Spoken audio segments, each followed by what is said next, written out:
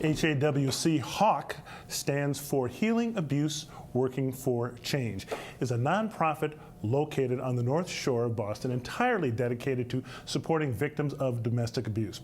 This year, Hawc is celebrating 40 years and will host its 26th annual Walk for Hawc on Saturday, May 12th in Salem, Massachusetts. The longest-standing domestic violence agency on the North Shore, Hawc provides services and support to victims residing in 23 cities and towns in the area. The Walk for Hawc's goal is to raise $100,000 to benefit the programs and services that support nearly 3,000 Hawc clients annually. To tell us more about the work of this organization and its annual Walk for Hawc, we have Sara Stanley. She is Deputy Director of Hawc. And also with us this morning, Kim Joyce, a board member of the Hawc Board of Directors and the Walk for Hawc Committee. Welcome to Urban Update. Thanks for coming in. Thank you. Sara, let me start with you. Just tell us a little bit more about Hawc's mission and the kinds of services and programs that you provide for people who are affected by domestic abuse. Yeah. Hawc's mission is to create social change by taking action against personal and societal patterns of oppression and violence. And we do this by offering a variety of programs out of 3 community-based offices in Gloucester, Lynn, and Salem. We work out of local hospitals and community health centers, as well as the local courts, and we run an emergency shelter for folks that need safety. Kim Joyce, why did you get involved in Hawc? And talk to me about what it means for you to serve on this board and work on the Walk Committee. Sure. Being a part of a nonprofit's board in our local community is so important to me because of the mission that they're serving and the community members that need help, and to be a part of something that can enable our practitioners to help with these clients is so rewarding. Working with the other board members who are so committed is also very fulfilling and just great to give back to the community. Okay. Now, Sara, as you know, the Me Too movement has promoted a national conversation about sexual harassment and sexual abuse. And talk to me about how that movement is helpful to promoting awareness about domestic violence. It's helpful because at its root, all of these forms of oppression occur because of a culture that has treated women and other people that face additional barriers as less than. And in order to move us forward, we need to address these issues and start working all together to address that. Okay, now Kim, this year's walk is over Mother's Day weekend. It is. I guess, why do you think that's an important time to start a dialogue with families about domestic abuse? The weekend is important. It's the beginning of our summer, and it's spring coming to new start of the year, and it really brings families together.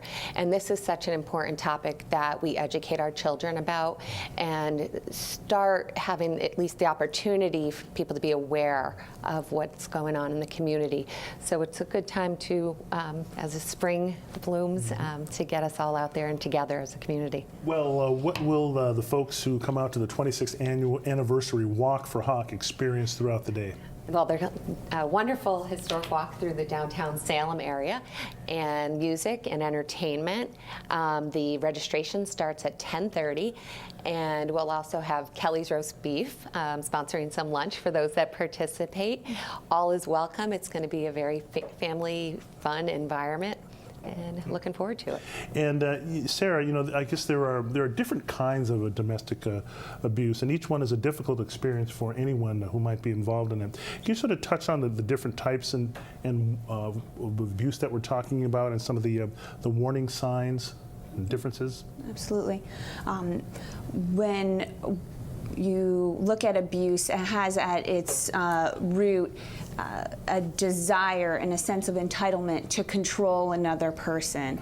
And that control can manifest through physical violence, emotional and verbal control, financial, cultural, religious.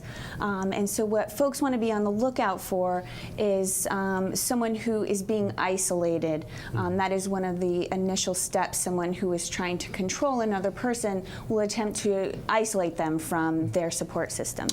What kind of volunteer opportunities are available for someone who wants to get involved in Hawc? Yeah, we have something for everybody. You can help with our events, all the way up to working directly with clients, either on our hotline or in the local courts.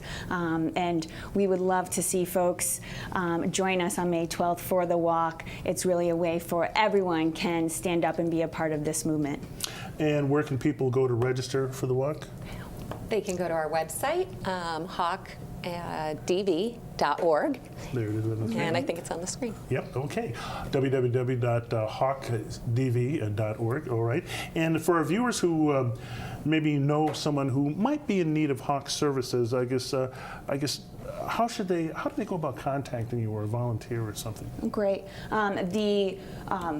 One of the initial ways you can contact us through our 24-hour hotline, which is 1-800-547-1649, as well as our website. Okay, and it sounds like it's going to be quite a day, the 26th annual walk for Hawc, and it's amazing that you've been doing this work on the North Shore for as long as you have. We're so grateful to all of the support from our local community. It really takes all of us together to create this societal change, and we're so grateful for 40 years of support from our communities. And Kim, I guess what would you say to someone else who might just be thinking about, gosh, like why they should volunteer, what it means to you, and why you think other people should get involved and help? Sure, to give back. Everybody has been through their own challenges, and for myself, I think back to when I was much younger, and there was somebody there to help me, and so even to give something small, an hour of your time. Okay. All right. Okay. Kim, Joyce, Sara, Stanley, but Walk for Hawc, be there. Okay. Thanks for coming in. Okay. And before we go, just want to remind everyone that in our previous segment about the 11 million stamp collection, the Foxborough Regional Charter School is looking for a permanent public venue for the 11 million stamps and all the artwork. So if anyone has any ideas, call them over at the Foxborough Regional Charter School. Well, that's it for this edition of Urban Update. I'm Byron Barnett. For all of us here, have a great Sunday, everyone.